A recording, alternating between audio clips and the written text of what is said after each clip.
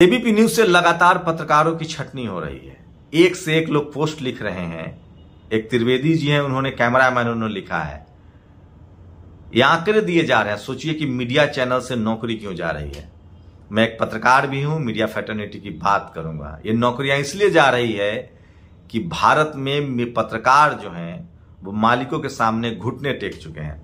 बाबा साहब अंबेडकर ने constituent assembly के एक भाषण में कहा था, महाराष्ट्र के विधानसभा में,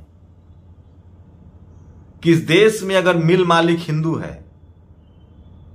तो उसका हिंदू मजदूर भी विरोध नहीं करेगा अगर शोषण हो रहा है, और अगर मिल मालिक मुसलमान है तो मजदूर मुसलमान भी विरोध नहीं करेगा क्योंकि उसका शोषण हो रहा है।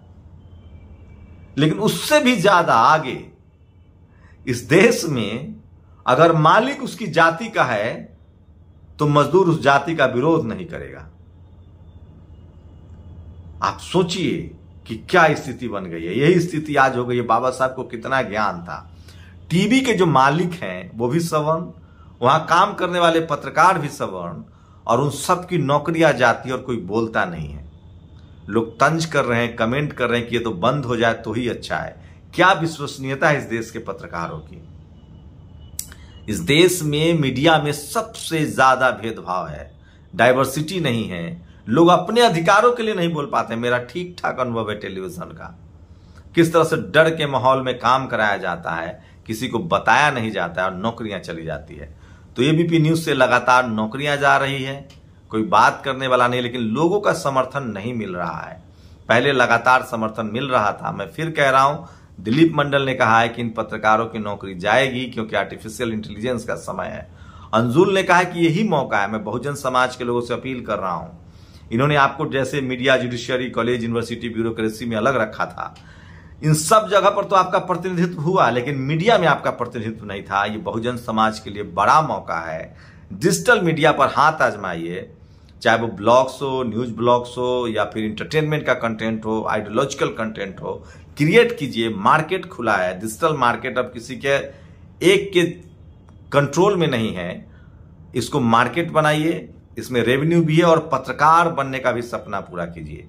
जब हर बहुजन समाज के आदमी बोलेंगे, सोचिए डिप्टी कलेक्टर निशा बांगड़े, अगर आज यूट्यूब नहीं होता, फेसबुक नहीं होता, ट्विटर नहीं होता, तो उनकी आवाज दबा दी जाती।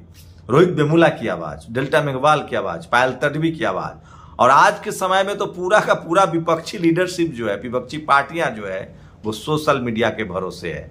तो मैं फिर कह रहा हूं, बहुजन समाज को, किसान जातियों को तेजी से डिजिटल मीडिया पर आना चाहिए।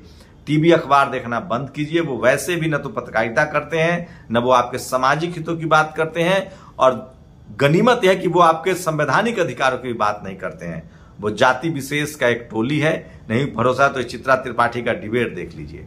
मिश्रा, शर्मा, शुक्ला, झा, एक गलती से वर्मा हो गए तो ये ब्राह्मण महासभा की बैठक हो जाती। दिलीप मंडल ने ट्वीट किया है।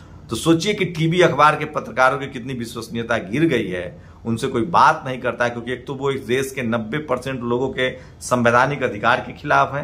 अब वो धार्मिक रूप से भी बायस्ड हो गए हैं। जातिवादी तो ये पहले थे, अब तो ये सांप्रदायिक भी हो गए हैं, और उससे बड़ी बात है अब तो ये देश विरोधी हो गए हैं। इस देश के नागरिकों की चिंता नहीं है इनको। इस देश के सेना की बेहतरी के लिए सवाल नहीं उठाते हैं। ये सरकार के हाँ में हाँ मिलाते हैं। सरकार तो आती जाती रहेगी, लोग प्रधानमंत्री बनते रहेंगे। आज ही का दिन है, इंदिरा गांधी की सत्ता नहीं चली, इमरजेंसी लगा दिया था उन्होंने, जनता ने उनको भी हटा दिया था।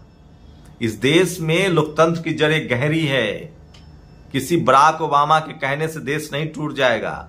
सांप्रदायिक दंगे पर कंट्रोल हुआ है, लिंचिंग बढ़ी है, उस पर भी सरकार को कंट्रोल करना चाहिए।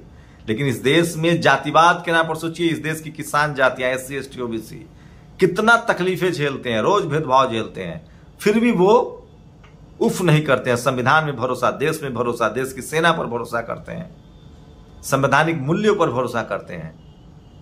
लेकिन इस देश के टीवी अखबार ने इस देश की दुर्दशा कर दी है। ये लोग देश के लोगों को बांट रहे हैं, जाति में, धर्म में। इस देश के संविधान को ये लोग चाहते हैं कि संविधान खत्म हो जाए। जिस देश की पत्रकारिता जनता का न होकर सरकार के हाथ में हो जाए, वो संविधान विरोधी है। तो टीवी अखबार पर खुद गाज गिरने लगी है। देश की आर्थिक व्यवस्था खराब हो रही है, नौकरियां नहीं मिल रही है, बेरोजगारी नहीं मिल रही है। लेकिन इस देश की मीडिया आपको धर्म के अफीम में धकेल रही है। धार्मिक सौहार्द बिगाड़ रही है। इसलिए लोग कह रहे हैं कि इनको बंद होना है तो बंद हो जाए। सोचिए, जनता का विश्वास ये लोग खो चुके हैं। मैं बहुजन समाज, किसान जातियों से अपील करता हूं कि आप अपना रिप्रेजेंटेशन डिजिटल मीडिया पर बढ़ाइए। इस देश को मजबूत करने के लिए, संविधान को मजबूत करने के लिए, इस देश की सेना को मजबूत करने के लिए, इस देश को मजबूत बनाने के लिए डिजिटल प्लेटफॉर्म का इस्तेमाल कीजिए, ताकि सबकी बात आ सके और किसी के साथ जाति धर्म के आधार पर भेदभाव न हो। आप लोग अपनी प्रतिक्रिया भी जरूर दीजिए। शुक्रिया। नेशनल दस्तक की आपसे गुजारिश है कि अगर इसको बचाना चाहते हैं तो नेशनल दस्तक को सब्सक्राइब करने के लिए रेड कलर के सब्सक्राइब बटन को दबाएं, फिर बेल आइकन की घंटी दबाएं। नेशनल दस्तक को बचाने के लिए बहुत जरूरी है कि हर खबर को शेयर करें, लाइक करें, कमेंट जरूर करें।